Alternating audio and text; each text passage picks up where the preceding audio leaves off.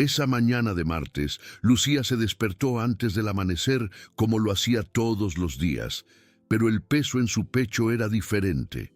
El despertador sonó a las 4:45 y durante algunos segundos permaneció quieta, mirando el techo del pequeño cuarto que compartía con su madre enferma.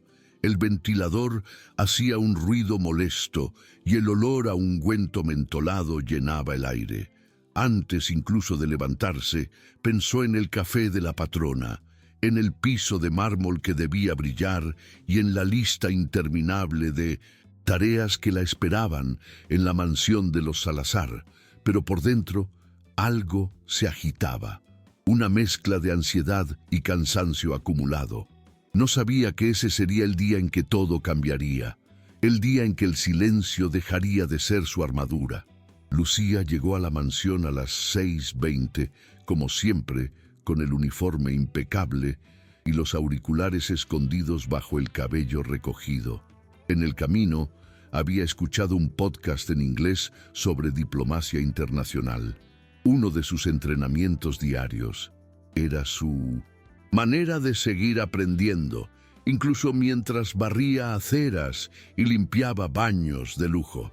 En la cocina saludó a las otras empleadas con un gesto discreto, sin perder tiempo en conversaciones. Sabía que ese día habría una reunión importante, pues los patrones estaban nerviosos desde el fin de semana. Mientras limpiaba el salón principal, oyó por casualidad el nombre de un inversionista libanés y algo sobre un contrato millonario. No prestó mucha atención. Estaba más preocupada por no dejar marcas de trapo en el cristal de la mesa. El movimiento en la casa aumentó cerca de las 9. Llegaron autos negros, trajes planchados y voces apresuradas. Lucía se mantuvo al margen sirviendo café, limpiando discretamente las migas y tratando de ser lo que siempre había sido allí, invisible. El director comercial Diego Cárdenas pasó junto a ella sin mirarla, hablando en voz alta por teléfono, mezclando español con un inglés aprendido solo para impresionar. Lucía, desde un rincón, entendía cada palabra mal pronunciada, cada error, y sentía una punzada de ironía amarga. Sabía que ese hombre ganaba en un mes lo que ella no vería en 5 años, aunque ni siquiera pudiera traducir bien una frase. Aún así, bajó la cabeza y siguió trabajando. Era lo que mejor sabía hacer, desaparecer cuando el ruido aumentaba. Alrededor de las 10, el ambiente se volvió tenso. El intérprete que debía acompañar la reunión llamó para avisar que no podría asistir. La noticia recorrió la casa como un rayo y Lucía escuchó los gritos ahogados que venían de la oficina. «¿Y ahora cómo vamos a entender el árabe?», murmuraba uno de los gerentes. Ella fingió no oír, limpiando una bandeja plateada ya demasiado brillante. En el fondo sintió que el corazón se aceleraba, no por la reunión, sino por el recuerdo de las madrugadas en que estudiaba árabe sola, repitiendo sonidos extraños hasta que la lengua dolía. Pensó en lo fácil que sería ayudar, pero enseguida desechó la idea. Allí, nadie quería escuchar a Vicente, sino una empleada doméstica. Lucía siguió moviéndose por la sala de reuniones, acomodando vasos, cambiando servilletas y tratando de ignorar el clima de creciente desesperación. Cada minuto que pasaba, veía los rostros de los ejecutivos más tensos, al patriarca Rodrigo Salazar caminando de un lado a otro, el sudor marcando el cuello de su camisa. El inversionista, el señor Nassim Al-Hassan, ya estaba allí, sentado con una postura elegante y tranquila, observando todo con ojos atentos. Hablaba con un ligero acento francés, pero enseguida cambió al árabe para comentar algo con su asistente, y en ese instante Lucía sintió que el aire cambiaba. Era como si el sonido de las palabras la llamara. Reconoció expresiones, entonaciones, fragmentos de frases que había repetido incontables veces en su pequeño cuaderno de estudios, con traducciones garabateadas en los márgenes. Con cada sílaba, una memoria de noches en vela surgía. La vieja computadora trabándose, la pluma manchando las páginas, el miedo a estar perdiendo el tiempo con un sueño imposible. Y de repente, todas esas horas olvidadas parecían cobrar sentido. Mientras los hombres importantes se enredaban, ella lo entendía todo. El director Diego, nervioso, trataba de comunicarse en inglés, mezclando palabras sin sentido. «Relax, Mr. Nassim. We can talk, no problem», decía, riendo forzadamente. El inversionista lo miró con educación, pero sin disimular la impaciencia. Lucía sentía crecer la incomodidad, el sonido de las risas falsas, el olor del café enfriándose. La escena tenía algo de humillante, no solo para la empresa, sino para todos los que fingían saber más de lo que realmente sabían. Y entonces vino la broma, seca, cruel, inesperada. «Tal vez la empleada pueda traducir», dijo Diego, lo bastante alto para que todos lo oyeran. Hubo risas, algunas incómodas, otras sinceras. Lucía quedó inmóvil, con la bandeja en las manos, el corazón latiendo tan rápido que temió dejarla caer. Por un instante pensó en fingir que no había escuchado como hacía siempre, pero algo era diferente ese día. Tal vez el cansancio de años siendo tratada como parte del mobiliario o simplemente la rabia acumulada durante demasiado tiempo. Sintió el calor subirle al rostro, el sudor corriendo por la espalda bajo el uniforme, y antes de poder razonar, respiró hondo y habló.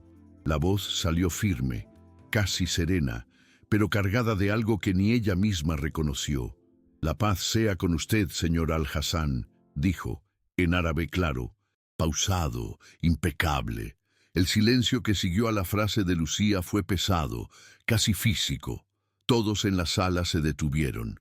El sonido del aire acondicionado parecía más fuerte, y por un momento nadie se movió. El señor Al-Hassan frunció el ceño, sorprendido, y respondió algo en árabe con tono curioso. Lucía, aún sosteniendo la bandeja, tradujo automáticamente al español, sin titubear, sin dudar. Preguntó si puede continuar la reunión, ahora que hay alguien capaz de comprender lo que dice. Sus palabras resonaron en la sala como un chasquido. Diego palideció. Rodrigo Salazar tardó algunos segundos en reaccionar, y los demás ejecutivos se miraron entre sí, tratando de entender lo que estaba ocurriendo. Lucía sentía que las piernas le temblaban, pero mantuvo la postura. La adrenalina reemplazaba al miedo, y por primera vez no quiso desaparecer. Al contrario, quería ser vista, no por arrogancia, sino por justicia, por todos los años que se esforzó en silencio, creyendo que nadie jamás la notaría. Cuando Rodrigo finalmente recuperó la voz, intentó reír, pero el sonido fue extraño, nervioso. «Pues bien, entonces traduzca, señorita Herrera», dijo, intentando parecer tranquilo, aunque había algo de desafío y vergüenza en su mirada. Lucía asintió, dejó la bandeja sobre la mesa lateral y se acercó al inversionista. Habló con naturalidad, usando el árabe que había aprendido sola en videos antiguos y libros usados. El tono era firme, respetuoso, y el señor Al-Hassan pareció aliviado. A medida que la conversación avanzaba, Lucía traducía cada frase, alternando entre árabe y español con fluidez impresionante. No era solo el idioma, era la seguridad, la empatía en la mirada, la manera de equilibrar lo que cada parte decía. Poco a poco, la tensión fue disminuyendo. El inversionista empezó a sonreír, los ejecutivos dejaron de murmurar, y Rodrigo Salazar, antes desconfiado, comenzó a escucharla con atención. Por dentro, Lucía apenas podía creer lo que hacía. El corazón le latía como un tambor, pero su mente estaba clara, como si cada palabra fuera el resultado natural de todo lo que había vivido hasta entonces.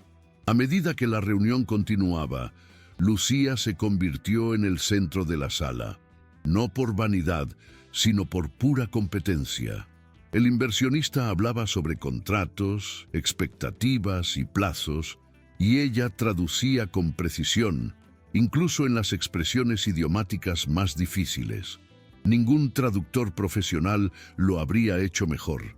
Cuando Nassim comentó que desconfiaba de la seriedad de la empresa por la confusión inicial, Lucía tradujo fielmente sin ocultar el tono crítico. Rodrigo tragó saliva, pero le permitió continuar. Había algo en la manera en que ella conducía la conversación, un equilibrio entre firmeza y respeto que parecía calmar incluso al inversionista. Diego, el director, observaba todo con la boca entreabierta, los ojos vidriosos de rabia e incredulidad.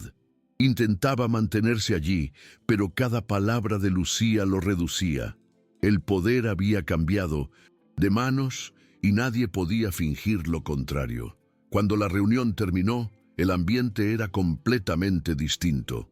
Nassim se levantó, estrechó la mano de Rodrigo y en árabe agradeció a la señorita Herrera por su competencia y la claridad con la que había traducido todo. Lucía, ya más tranquila, respondió con una sonrisa discreta y un saludo formal. Todos en la sala se pusieron de pie algo aturdidos, sin saber si debían aplaudir o fingir que nada fuera de lo común había pasado. Rodrigo, aún procesando lo que había visto, miró a Diego y luego a Lucía. Había en su mirada un peso de vergüenza mezclado con cierta admiración. Entonces, sin preparación, dijo, con voz ronca pero firme, que cumpliría lo que había prometido, aunque lo hubiera dicho en tono de broma.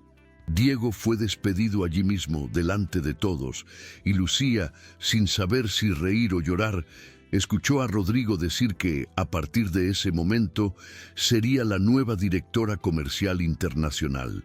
Nadie aplaudió. El silencio volvió. Pero ahora era otro tipo de silencio, el de quienes presencian algo que no saben cómo explicar.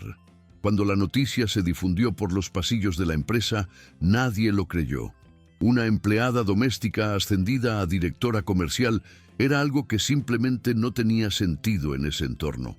En los primeros días, Lucía llegaba temprano, como siempre, pero esta vez con ropa que no olía a desinfectante, sino a nuevas posibilidades. Aún así, el peso de las miradas era el mismo, algunas de asombro, otras de desprecio.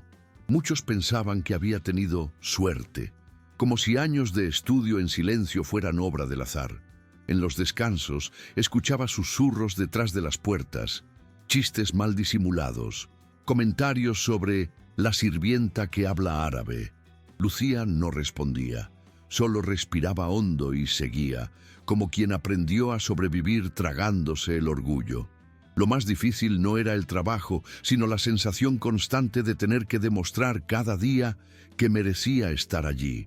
En su primer gran compromiso después del ascenso, Lucía tuvo que representar a la empresa en una videoconferencia con el equipo internacional de Nassim Al-Hassan. Pasó la noche anterior en vela, repasando expresiones formales en árabe y ensayando presentaciones en inglés. Al amanecer, las ojeras delataban el esfuerzo, pero su mirada era firme. En la reunión, condujo la conversación con naturalidad, explicando detalles técnicos y proponiendo soluciones. El inversionista la elogió públicamente, diciendo que rara vez había visto tanta dedicación. Al final, Rodrigo Salazar, que había seguido todo en silencio, solo asintió con la cabeza. Un gesto pequeño, pero más valioso que cualquier palabra. Esa noche, al regresar a casa, Lucía encontró a su madre despierta, esperándola en la sala. Rosa sostenía un rosario entre las manos y lloraba bajito, no de tristeza, sino de alivio.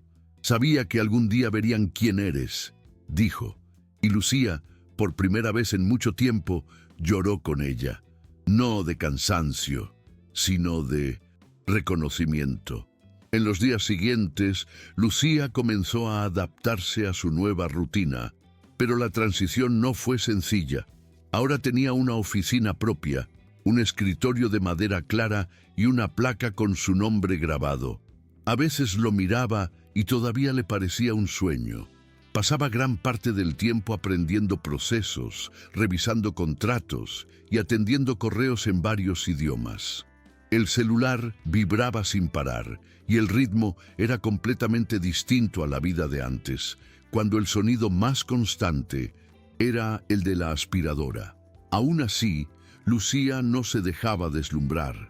Cuando recibía miradas de desprecio de sus colegas, recordaba cuántas veces había sido ignorada en los pasillos de la misma mansión donde ahora tomaba decisiones. Y por dentro, había un tipo de fuerza que solo conoce quien ha sido humillado: la certeza de que ya no hay nada que perder. Una mañana lluviosa, recibió una invitación inesperada. El propio Nassim Al-Hassan quería que participara en una reunión presencial en Cancún, donde se discutiría la construcción del primer resort de lujo. Para Lucía, aquello era más que un evento corporativo, era una prueba. Pasó los días siguientes preparándose, estudiando el vocabulario técnico del sector hotelero y revisando cada detalle de los documentos. Cuando llegó al aeropuerto con una carpeta azul y el corazón acelerado, recordó el primer autobús que había tomado para trabajar en la mansión. El olor a producto de limpieza impregnado en el uniforme, las manos callosas, la vergüenza de ser mirada como si fuera invisible. Ahora, sentada en la sala de embarque, nadie la miraba con lástima. Y por primera vez, ella tampoco se veía así. Aún había miedo, claro, pero era un miedo acompañado de propósito. Y eso hacía toda la diferencia. El vuelo a Cancún fue silencioso. Lucía pasó el tiempo mirando por la ventana, observando el cielo abrirse en tonos anaranjados. Pensaba en su madre, en sus hermanos y en cuánto podía cambiar la vida de repente. En el bolso llevaba un pequeño cuaderno de notas, el mismo que usaba desde los 15 años para estudiar idiomas. Las páginas estaban amarillentas, llenas de garabatos, frases en árabe, correcciones en inglés y pequeñas anotaciones en francés. Era casi un pedazo de su historia, un recordatorio de que todo había comenzado en silencio, en el cuarto estrecho donde estudiaba a escondidas mientras su madre dormía exhausta. Cuando el avión aterrizó, sintió un nudo en el estómago. No era solo nerviosismo, era la sensación de estar entrando en un territorio que antes parecía reservado para otros, los que nacían con apellido, no con deudas. En el taxi hacia el hotel, miró por la ventana y vio los letreros de lujo, las playas, los turistas, todo tan distante de la vida que conocía, y aún así, allí estaba parte de aquello. La reunión tuvo lugar en un salón amplio, de paredes blancas y aire acondicionado demasiado frío. Lucía llegó temprano, revisó los documentos y respiró hondo antes de entrar. Cuando Nassim la vio, sonrió con sinceridad y se apresuró a presentarla ante su equipo como la mujer que salvó el contrato. Aquello bastó para que el ambiente se volviera más ligero. Durante las horas siguientes, Lucía tradujo presentaciones, aclaró dudas e incluso sugirió ajustes en cláusulas que podrían facilitar el acuerdo. Los ejecutivos mexicanos la observaban con una mezcla de asombro y respeto. Rodrigo Salazar, que seguía la reunión a distancia por videollamada, parecía comprender por fin el valor que tenía ante él. Al final, el contrato fue firmado. Hubo aplausos, apretones de mano y promesas de nuevos proyectos. Pero lo que quedó grabado en la mente de Lucía no fue el éxito, sino la calma que sintió al salir de allí. La certeza de que, incluso sin diploma, había demostrado algo más grande, que las ganas de aprender pueden abrir puertas que otros ni siquiera intentan tocar. La noticia del éxito en Cancún corrió rápidamente. Cuando Lucía regresó a Guadalajara, fue recibida con miradas distintas. Ya no de simple curiosidad, sino de un respeto contenido, casi incrédulo. Algunos compañeros intentaban acercarse con falsos elogios. Otros aún torcían el gesto, diciendo que solo había llegado allí porque el inversionista simpatizó con la historia de la sirvienta. Lucía escuchaba, pero no se dejaba afectar. Ya conocía ese tipo de veneno disfrazado de broma.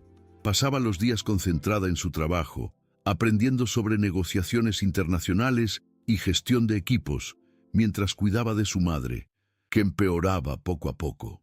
Por las noches, al regresar a casa, preparaba la cena para sus hermanos y aún encontraba tiempo para estudiar. Era como si su cuerpo estuviera cansado, pero su corazón tuviera un motor propio. Y aunque las críticas dolían, recordaba una cosa: todo lo que había logrado lo había conseguido sola.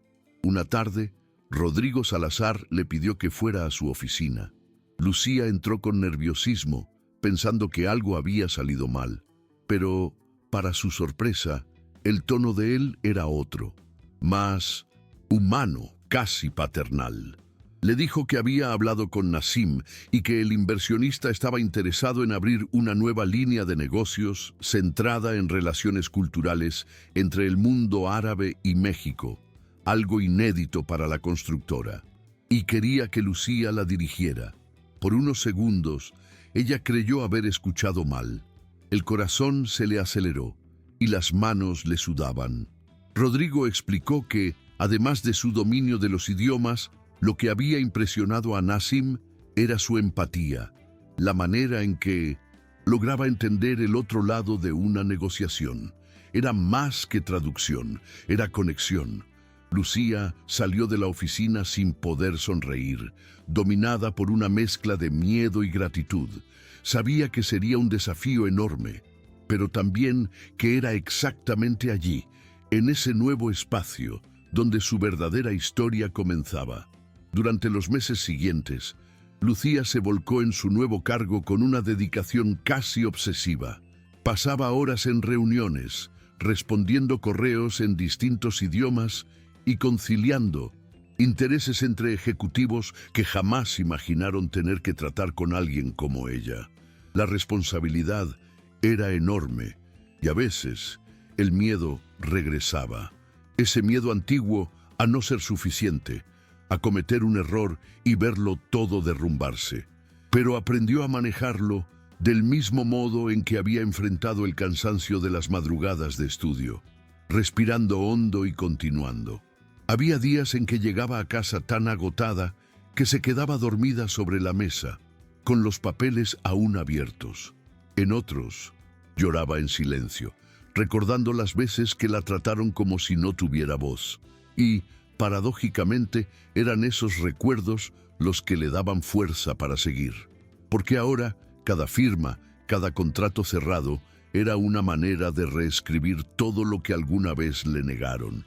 Pero el reconocimiento trajo también una carga emocional que Lucía no esperaba.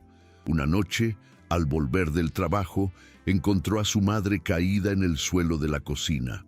Rosa estaba pálida, con dificultad para respirar. El susto fue inmediato. Lucía corrió, llamó a una ambulancia y durante el trayecto al hospital sostuvo la mano de su madre, rogando en silencio que todo saliera bien. En el hospital, el médico explicó que el cuadro era grave, complicaciones de una enfermedad pulmonar antigua agravada por la edad y el cansancio. Lucía sintió que el mundo giraba. Todo el éxito, los títulos, los elogios, nada parecía importar frente a la fragilidad de esa escena. Pasó 2 días sin dormir, entre la sala de espera y la cama. De hospital, recordando todo lo que Rosa había sacrificado para que ella pudiera estudiar. Fue allí, en el frío de la madrugada hospitalaria, donde entendió el verdadero significado de superación. No se trataba de vencer a los demás, sino de seguir luchando incluso cuando el cuerpo y el corazón piden descanso. Los días en el hospital parecían no tener fin. Lucía dividía su tiempo entre el trabajo y las visitas a su madre, durmiendo en sillas de plástico y comiendo lo que encontraba. Rosa ya hablaba poco, pero sus ojos transmitían un tipo de orgullo silencioso, el mismo que siempre había intentado ocultar. Una tarde, mientras Lucía leía un informe en el celular junto a la cama, su madre le tocó la mano suavemente y dijo solo: «Has ganado, mija». Fueron dos palabras simples, pero que resonaron como un grito dentro de ella. Porque ganar, para Lucía, nunca significó tener dinero o estatus. Era poder mirar su propia historia sin vergüenza. Cuando la madre empeoró, los médicos le recomendaron que descansara, pero Lucía se quedó allí hasta el último segundo, sintiendo que esa presencia era lo mínimo que podía ofrecer a cambio de todo lo que Rosa le había dado. La muerte llegó una mañana fría, y el silencio que la siguió fue de esos que marcan la vida para siempre. En el velorio, Lucía permaneció callada, recibiendo abrazos y palabras que sonaban lejanas. Entre los compañeros de la empresa, pocos sabían qué decir. Rodrigo Salazar asistió discretamente y se quedó algunos minutos a su lado sin pronunciar palabra. Y eso, curiosamente, significó más que cualquier discurso. Después del entierro, Lucía volvió a casa y pasó la noche sentada en la cama de su madre, mirando los medicamentos sobre la mesa y el rosario aún enredado en los dedos de la imagen de la Virgen. Lloró hasta quedarse dormida. En los días siguientes, trabajó en silencio, cumpliendo con reuniones y compromisos con una mirada distinta, más tranquila, pero también más decidida. Rosa se había ido, pero había dejado algo que no podía morir: la certeza de que el esfuerzo y la dignidad valen más que cualquier apellido. Después de la muerte de su madre, Lucía tuvo que aprender a llenar el vacío con rutina. Se arrojó aún más al trabajo, como si la dedicación fuera una forma de mantener viva la memoria de Rosa. Creó nuevos protocolos de comunicación entre los equipos internacionales y comenzó a organizar entrenamientos lingüísticos para los empleados de la constructora. Muchos pensaban que era un exceso. Otros decían que era una pérdida de tiempo, pero poco a poco los resultados se hicieron visibles. Las negociaciones se volvieron más ágiles y los errores de interpretación casi desaparecieron. Rodrigo empezó a confiar cada vez más en ella, y Nassim Al-Hassan la trataba como una socia estratégica, no solo como una traductora. Aún así, había noches en las que Lucía regresaba a casa y el silencio la devoraba. La ausencia de su madre pesaba. El éxito profesional, aunque real, no llenaba. El espacio dejado por las conversaciones sencillas, el café colado y el ruido de las telenovelas de fondo. Era una nostalgia que ni el tiempo sabía aliviar. Fue en ese período cuando empezó a pensar en algo más grande, algo que fuera más allá de los contratos y las reuniones. Un día, visitando la antigua biblioteca de Colonia Oblatos, el mismo lugar donde había pasado tantas horas estudiando a escondidas, notó cuántos jóvenes ocupaban las mesas con la misma mezcla de cansancio y esperanza que ella había tenido. Algunos usaban celulares viejos para estudiar, otros copiaban textos de libros prestados. Lucía se quedó parada unos minutos, observando esa escena que parecía un espejo del pasado. Y allí nació una idea simple pero poderosa: crear un proyecto gratuito de enseñanza de idiomas para jóvenes de barrios periféricos. Quería devolver al mundo lo que ella había recibido sin pedirlo: el poder de aprender. En los días siguientes empezó a delinear el plan en cuadernos, usando sus ahorros para financiar las primeras clases. Bautizó el proyecto como Puentes de Idiomas, porque creía que aprender una nueva lengua era construir un puente, no entre países, sino entre personas que el mundo insiste en separar. Al principio, el proyecto era pequeño: una sala prestada en la misma biblioteca, 3 mesas viejas y una pizarra agrietada que Lucía misma limpiaba antes de cada clase. Los primeros alumnos eran vecinos, hijos de porteros, dependientes y trabajadoras domésticas. Llegaban tímidos, con miedo a equivocarse. y Lucía lo recibía con la misma sonrisa que un día deseó encontrar. Usaba materiales simples, videos gratuitos, libros que ella misma había utilizado cuando estudiaba. Enseñaba inglés y español, pero siempre comenzaba con algo más profundo: la idea de que aprender era un acto de valentía. En los descansos, contaba fragmentos de su propia historia, sin adornos, solo lo suficiente para mostrar que no era necesario nacer en cuna de oro para hablar varios idiomas. Con el tiempo, las clases fueron creciendo. Voluntarios se ofrecieron a ayudar y algunas empresas comenzaron a donar libros y equipos. Ver aquella sala llena era como revivir su pasado, solo que esta vez no estaba sola. Un sábado, mientras organizaba el material, Lucía recibió una visita inesperada. Camila Salazar, la hija del patrón. La joven estaba diferente, sin la ropa cara, sin el aire de superioridad. Parecía nerviosa. Dijo que había sabido del proyecto y quería hablar. Lucía dudó, recordando las veces en que Camila la había tratado como si fuera invisible, pero la dejó entrar. Camila contó que estaba intentando cambiar, que la forma en que había vivido siempre le generaba culpa. Dijo que quería ayudar, aunque fuera solo como voluntaria. Lucía escuchó en silencio, midiendo sus palabras.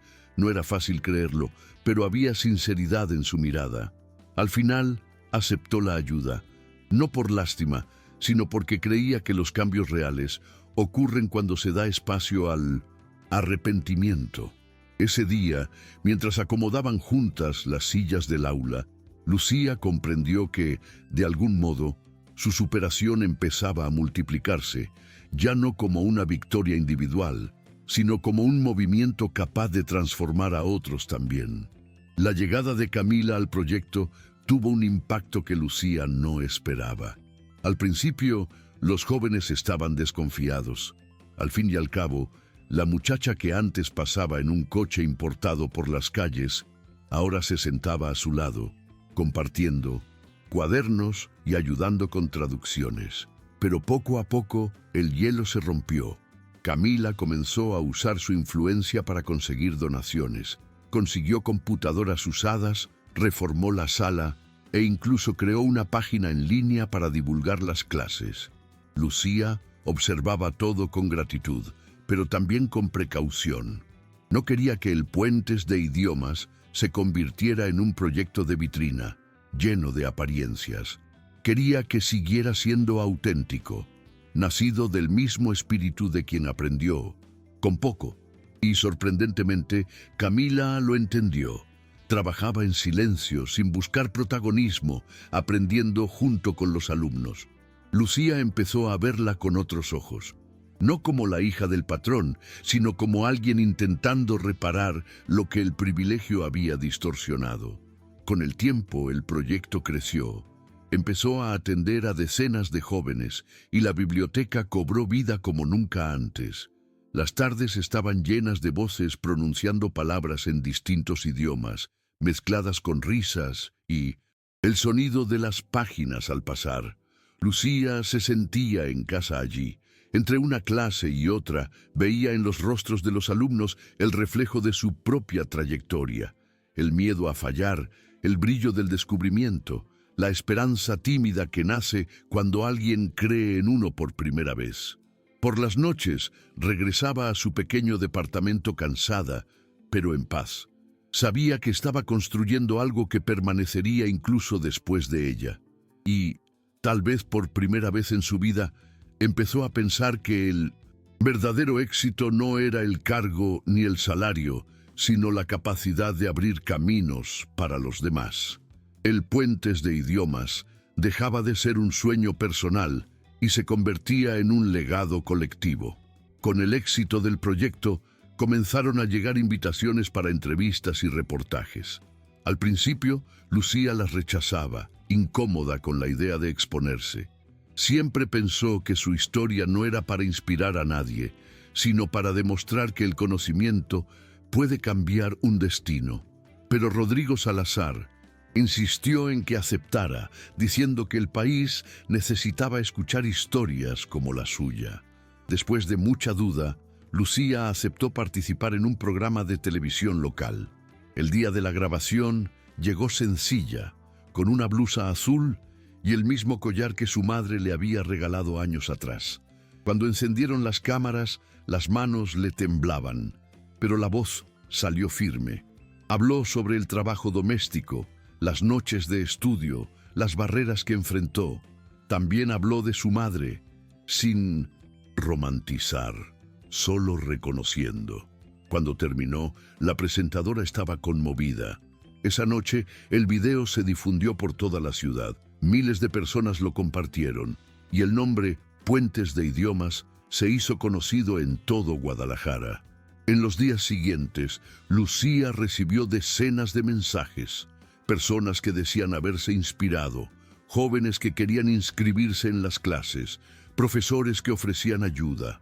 Era hermoso, pero también abrumador. De repente, se había convertido en el símbolo de algo que nunca planeó ser. Caminando por las calles, la reconocían. Algunos se detenían para agradecerle. Otros solo la observaban con admiración silenciosa.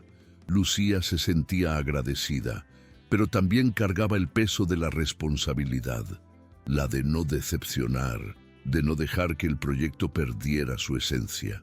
En casa, miraba el retrato de su madre y susurraba que esperaba estar haciendo todo bien. La verdad era que todavía dudaba de sí misma, incluso después de todo. Y tal vez era precisamente esa duda la que la mantenía humana, conectada con aquella muchacha que estudiaban a escondidas, creyendo que entender el mundo era el primer paso para cambiarlo. El impacto del proyecto llegó hasta el sector público. Un mes después de la entrevista, Lucía recibió una llamada de la Secretaría de Educación de Jalisco. Querían conocer el Puentes de Idiomas y evaluar una posible colaboración. Se quedó sin palabras. Pasó el resto del día organizando documentos, preparando informes, tratando de creer que aquello era real. Cuando los representantes llegaron a la biblioteca, fueron recibidos por un grupo de alumnos que hablaban inglés y francés con orgullo. La energía del lugar hablaba por sí sola. Lucía presentó los números, explicó la metodología y al final contó su historia sin ensayos, de manera sencilla, como quien habla de algo vivido y sentido. La visita terminó con abrazos y promesas de apoyo. Semanas después, el proyecto fue oficializado como programa comunitario. Para Lucía, ver el logotipo del gobierno junto al nombre que ella misma había escrito a mano meses antes fue indescriptible. Era como ver el sueño tomar forma ante sus propios ojos. Pero el reconocimiento también trajo nuevas dificultades. Con el crecimiento del proyecto surgieron burocracias, exigencias y disputas políticas. Algunos intentaban apropiarse de la iniciativa para ganar visibilidad. Otros querían transformarla en propaganda. Lucía, firme, rechazaba invitaciones que no coincidían con sus principios. Puentes de Idiomas no será usado como escaparate. Se repetía a sí misma, aunque eso significara perder apoyo. Las reuniones con funcionarios empezaron a agotarla y el cansancio se acumulaba. A veces, al llegar a casa tarde en la noche, se sentaba en el sofá mirando al vacío, pensando en cómo había cambiado todo tan rápido. Recordaba los días en que limpiar el suelo era su única preocupación, y ahora debía defender un proyecto frente a políticos y empresarios. Era un tipo distinto de batalla, pero igual de extenuante. Aún así, nunca pensó en rendirse. Sabía que su madre no se lo habría permitido, y en el fondo, trabajaba como si Rosa aún la observara desde algún lugar, orgullosa, sonriendo en silencio. Una mañana, Lucía fue invitada a dar una charla en una universidad de Guadalajara. La invitación venía de un profesor que seguía el proyecto y quería que hablara sobre autodidactismo y movilidad social. Al principio, ella pensó que no tenía nada que enseñar. Pasó noches ensayando, releyendo notas, buscando las palabras adecuadas. Cuando llegó el día, el auditorio estaba lleno. Estudiantes, profesores y curiosos esperaban para escucharla. Lucía subió al escenario con el corazón acelerado. El micrófono parecía más pesado que cualquier bandeja de plata que hubiera cargado. Miró al público y vio tantos rostros jóvenes, ansiosos, como el suyo cuando soñaba con cambiar su vida. Respiró hondo y empezó a contar, sin adornos, sin dramatismo, solo la verdad. Habló del miedo a ser invisible, del prejuicio, del poder de la curiosidad. Cada frase venía cargada de recuerdos y de una sinceridad que no se aprende en los cursos. Mientras hablaba, notó lágrimas en los ojos de algunas personas. Un silencio respetuoso llenaba el auditorio. Ese tipo de silencio que nace cuando alguien reconoce su propio dolor en la historia del otro. Lucía contó cómo estudiaba a escondidas, cómo fue ridiculizada y cómo, aún así, siguió adelante. Dijo que el conocimiento no solo cambia el destino, sino también la mirada. Enseña a verse a uno mismo con dignidad. Al final se detuvo un momento, miró al público y con la voz temblorosa pero segura dijo: no tenía diploma, pero tenía hambre de aprender. Y eso fue suficiente. El auditorio estalló en aplausos. Muchos se pusieron de pie, otros lloraban abiertamente. Lucía no sabía qué hacer con las manos, sin saber si reír o llorar también. En ese instante entendió que su historia ya no era solo suya, era de todos los que un día fueron subestimados y decidieron luchar, incluso cuando nadie creía en ellos. Después de la conferencia, Lucía fue rodeada por alumnos que querían tomarse fotos, pedir consejos y agradecerle. Algunos decían que su charla les había hecho replantearse su propio camino. Otros simplemente la abrazaban sin decir nada. Salió del auditorio con el corazón lleno, pero también con una sensación extraña de responsabilidad. Nunca imaginó que sus palabras pudieran impactar a tanta gente. En el camino de regreso, dentro del taxi, miraba las calles pasar y pensaba en todo lo que había vivido. Los años de anonimato, las humillaciones, la pérdida de su madre, el peso del trabajo y ahora ese reconocimiento inesperado. Las lágrimas le corrieron sin darse cuenta. No eran de tristeza ni exactamente de alegría. Eran de agotamiento mezclado con gratitud. Por un momento, recordó a la muchacha de 15 años, con el cuaderno rasgado y el sueño improbable de entender el mundo. Y comprendió que, de algún modo, esa muchacha aún vivía dentro de ella sonriendo. En los días siguientes, la conferencia tuvo repercusión en las redes sociales y en los periódicos locales. Lucía recibió invitaciones para hablar en otras universidades y en eventos empresariales. Al principio pensó que era un exceso, pero pronto entendió que cada vez que contaba su historia, habría una grieta de esperanza para alguien. Aún así, mantenía los pies en la tierra. Seguía yendo a la biblioteca, limpiando el aula antes de las clases, organizando materiales como el primer día. Les decía a los alumnos que el éxito no la hacía mejor que nadie, solo más responsable. A veces, en medio de las clases, se detenía a observarlos intentando pronunciar palabras difíciles y sentía un orgullo silencioso. Era como si, finalmente, el ciclo se hubiera cerrado. Lo que empezó como un acto solitario de resistencia, ahora se había convertido en una corriente de aprendizaje colectivo. Lucía no hablaba de destino, hablaba de esfuerzo, de constancia, de creer incluso cuando todo parece imposible. Con el paso del tiempo, Lucía empezó a recibir invitaciones del extranjero. Universidades y organizaciones culturales querían conocer el puente de idiomas. Algunas incluso ofrecían becas y alianzas, pero ella dudaba. Temía que el proyecto perdiera su esencia al crecer demasiado. Un día, Nassim Al-Hassan llamó desde Dubái para felicitarla por el impacto del programa y propuso expandirlo a comunidades árabes que vivían en Guadalajara. Dijo que el idioma era más que una herramienta, era un lazo de humanidad. Lucía coincidía profundamente. Aceptó la colaboración con la condición de que todo siguiera siendo gratuito y accesible. En pocas semanas se abrieron nuevas clases, ahora con jóvenes de diferentes orígenes estudiando lado a lado. Era el mundo entero reunido en una simple sala de biblioteca pública, y al contemplar aquello, Lucía entendió que había logrado lo que muchos consideraban imposible: convertir el conocimiento en puente, no en barrera. A pesar del éxito, la rutina de Lucía seguía siendo exigente. Las responsabilidades aumentaban y el tiempo para sí misma casi no existía. Algunos días sentía el peso de las expectativas. La gente la veía como símbolo de superación, pero olvidaban que también se cansaba, que todavía dudaba, que a veces lloraba sin saber por qué. Por las noches, sola en su departamento, abría su viejo cuaderno y releía las notas de su adolescencia. Aprender es resistir, decía una página arrugada.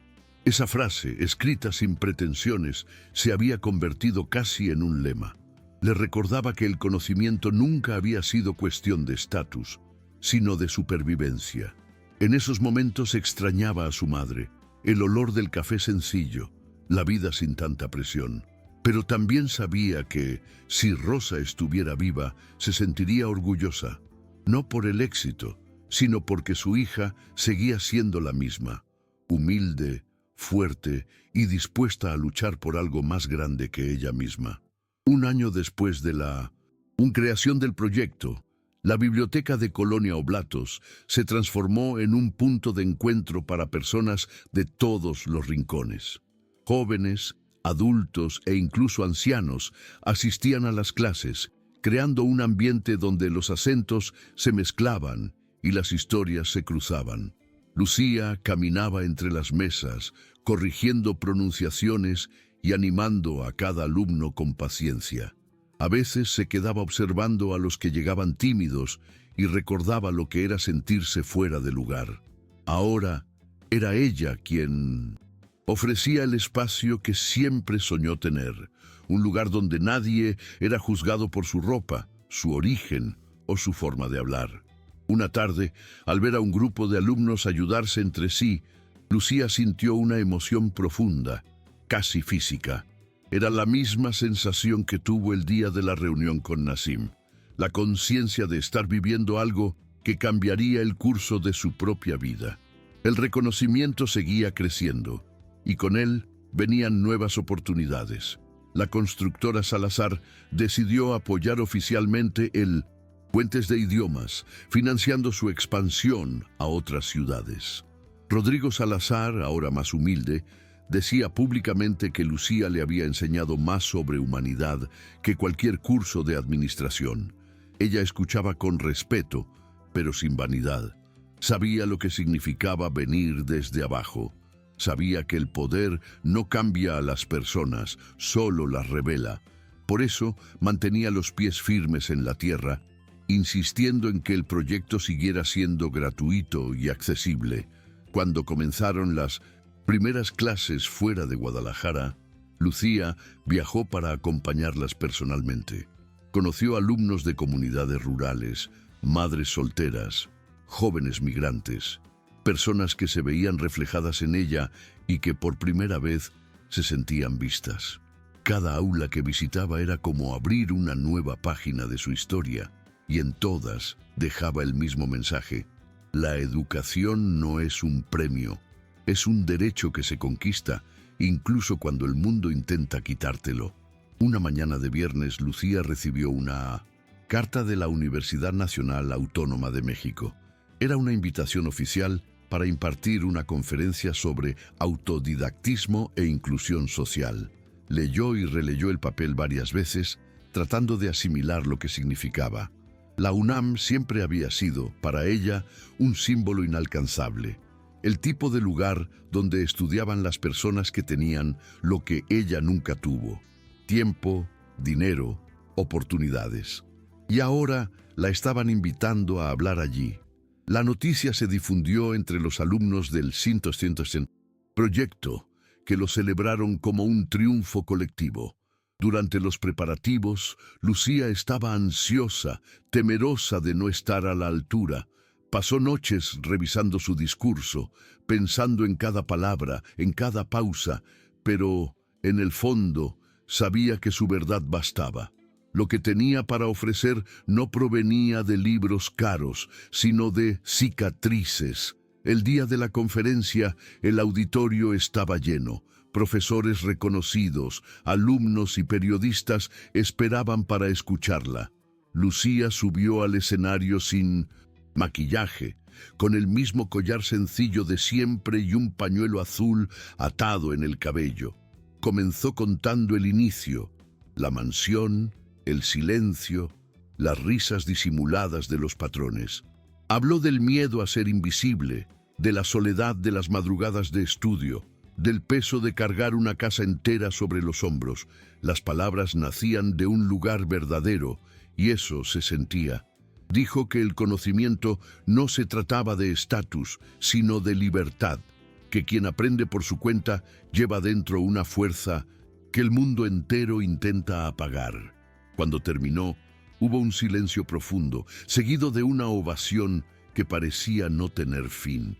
Lucía respiró hondo, miró hacia el techo y por un instante pensó en su madre.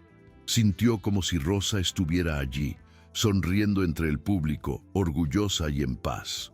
Después de la conferencia, Lucía recibió una avalancha de mensajes e invitaciones. Universidades de otros estados querían que hablara sobre su trayectoria.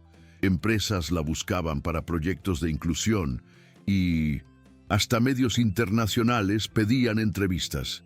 Pero no dejó que eso la alejara de lo esencial. Seguía yendo a la biblioteca de Colonia Oblatos cada semana, ayudando en las clases, limpiando la pizarra, corrigiendo ejercicios, como si nada hubiera cambiado.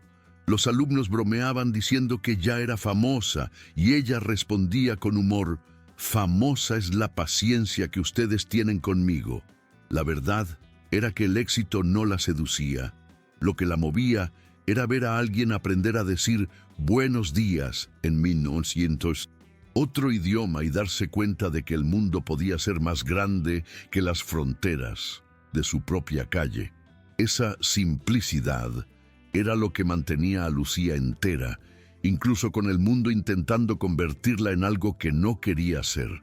En medio de tantos compromisos, Lucía decidió visitar el cementerio donde estaba enterrada su madre. Hacía meses que no iba y sentía que debía hacerlo. Llevó flores simples y una pequeña nota escrita a mano. «Lo logramos, mamá». Se sentó en el suelo, en silencio, y permaneció allí un tiempo indefinido. Habló bajito sobre el proyecto, sobre los alumnos, sobre los cambios en la empresa y sobre cuánto aún extrañaba su abrazo. El viento soplaba suave y por un instante Lucía tuvo la sensación de oír la voz de su madre diciéndole que siguiera adelante. Salió de allí con los ojos húmedos, pero con el corazón ligero. Era como si finalmente hubiera cerrado un ciclo, no de victoria, sino de paz. Por primera vez en mucho tiempo, no sentía que debía demostrar nada a nadie. Su historia ya estaba contada y seguía viva en cada persona que aprendía algo gracias a ella. Los meses siguientes fueron tranquilos, pero llenos de trabajo.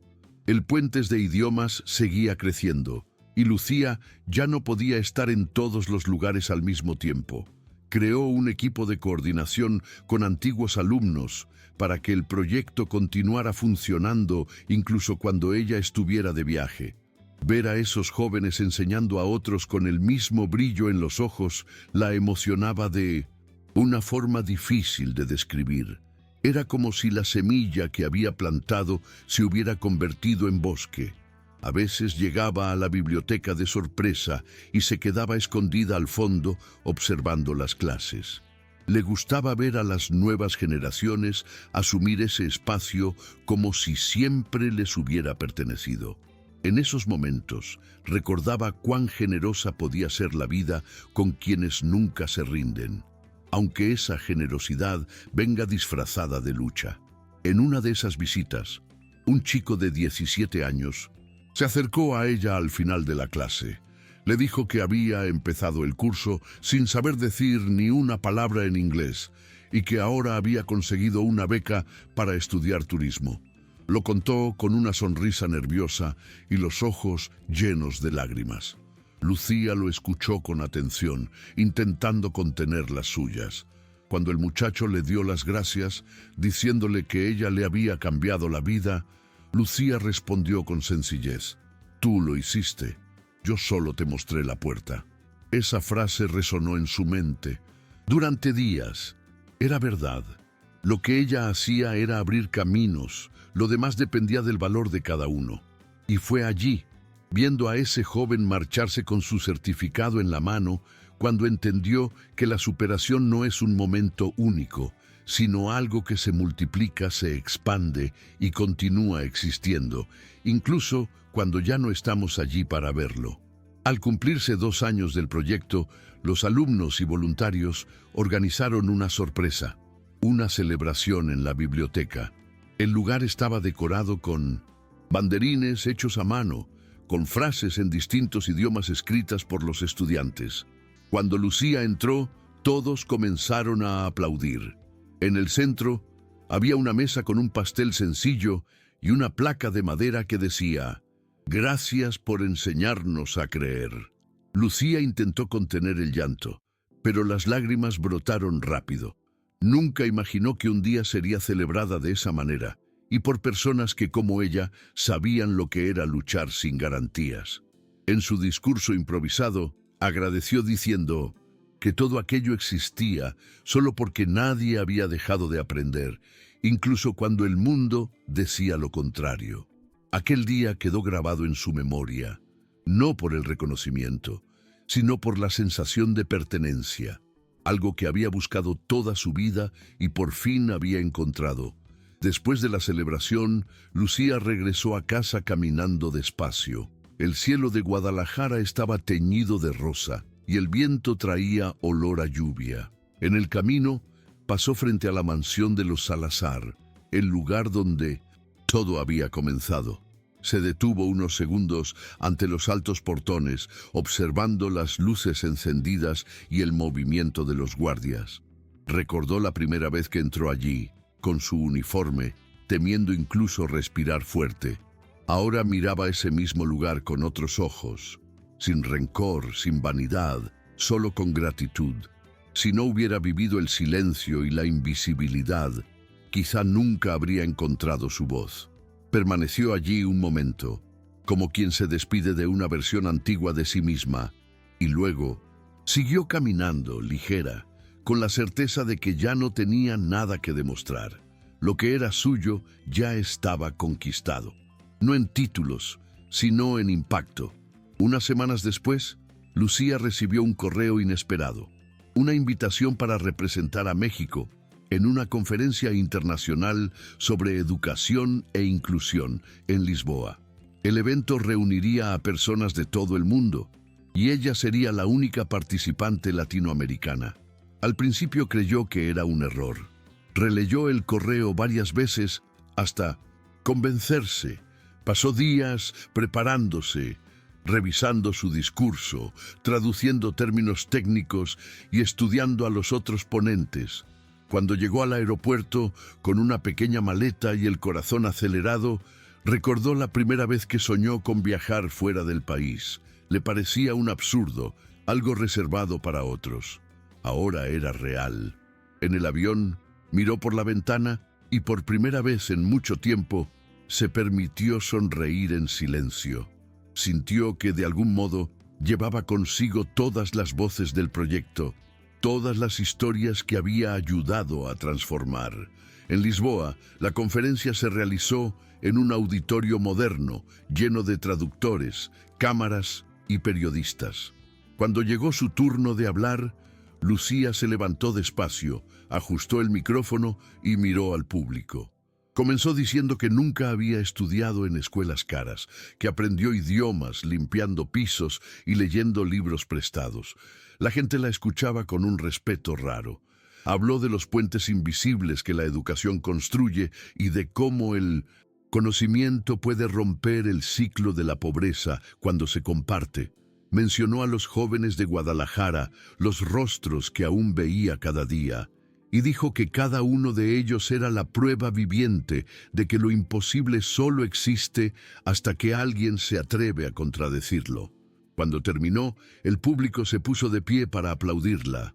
Lucía sintió que todo su cuerpo vibraba, no por el reconocimiento, sino por la conciencia de que allí, entre tanta gente importante, una exempleada doméstica mexicana hablaba de igual a igual y era escuchada.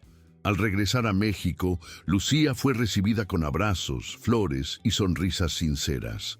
Los alumnos la esperaban en la biblioteca, ansiosos por saber cómo había sido el viaje. Ella contó cada detalle: el frío de Lisboa, el miedo antes de la charla, la sorpresa al oír su nombre anunciado entre expertos de todo el mundo. Pero lo que más emocionó a los jóvenes fue cuando les dijo que, a pesar de todo, el mejor lugar seguía siendo allí, en aquella sala, sencilla, con olor a papel y café. Les dijo que había ido a representar a México, pero que en realidad sentía que representaba a todos ellos. Y cuando uno de los alumnos le preguntó qué había aprendido de todo eso, Lucía respondió sin pensarlo mucho: aprendí que el mundo escucha a quien habla con verdad. Las palabras quedaron flotando y muchos las anotaron como si fueran una lección de vida. En las semanas siguientes, el proyecto recibió nuevas donaciones y apoyos. La biblioteca fue remodelada, se instalaron computadoras modernas e incluso una pequeña sala de grabación para clases en línea.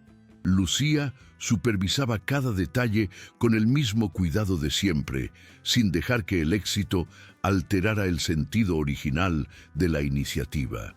Una noche se quedó sola en la nueva sala, mirando las paredes recién pintadas y los cables instalados. Se sentó, cerró los ojos y respiró profundo. Recordó todos los días en que dudó, todas las veces que pensó en rendirse. La vida le había dado mucho más de lo que alguna vez se atrevió a pedir, pero más que eso, le había mostrado que nadie es demasiado pequeño para cambiar su propio destino. Abrió los ojos y sonrió. No necesitaba nada más. Lo que quería ya estaba allí: continuidad, propósito y gratitud. Con el tiempo, Lucía empezó a evitar hablar de sí misma, no por modestia, sino porque entendía que lo importante ahora eran los demás. El Puentes de Idiomas ya funcionaba en 3 estados, y ella prefería quedarse en los bastidores, ayudando discretamente. Cuando alguien la reconocía en la calle y decía que se inspiraba en ella, Lucía sonreía, pero cambiaba de tema. Ya no necesitaba aplausos. Lo que la sostenía era ver los cambios reales. Una noche, recibió un mensaje de una exalumna que ahora trabajaba como intérprete en un hotel de lujo. La joven le agradecía por haber creído en ella cuando nadie más lo hizo. Lucía lo leyó, respiró hondo y sintió el mismo nudo en la garganta de siempre. Era en ese tipo de retorno silencioso donde encontraba sentido. Unos meses después, fue invitada a una entrevista en una radio local. El presentador le preguntó qué le diría a alguien que estuviera a punto de rendirse con sus sueños. Lucía guardó silencio unos segundos antes de responder. Dijo que no existía un camino fácil, que nadie venía a rescatarnos y que el aprendizaje era la forma más terca de esperanza que existe.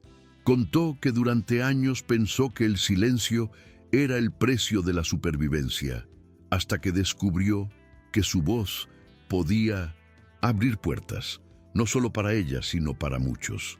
La entrevista se volvió viral, pero lo que más se difundió fue una frase sencilla que dijo sin ensayar: no esperes tenerlo todo para empezar. Empieza con lo que tienes, aunque sea solo ganas.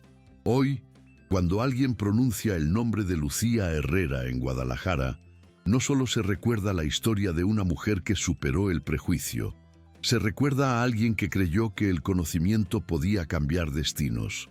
Ella aún vive en el mismo barrio, visita la biblioteca cada semana y a veces da clases cuando tiene tiempo.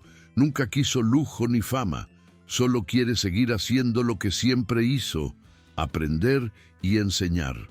A veces, al caminar hacia su casa al atardecer, mira el cielo anaranjado y piensa en su madre, en las madrugadas de estudio, en el día en que tuvo el valor de hablar. Sonríe sola, con una serenidad que solo conoce quien luchó en silencio, porque, en el fondo, Lucía entiende que el verdadero triunfo no fue ser vista por los demás, fue finalmente aprender a verse a sí misma. ¿Te gustó la historia? Suscríbete a nuestro canal.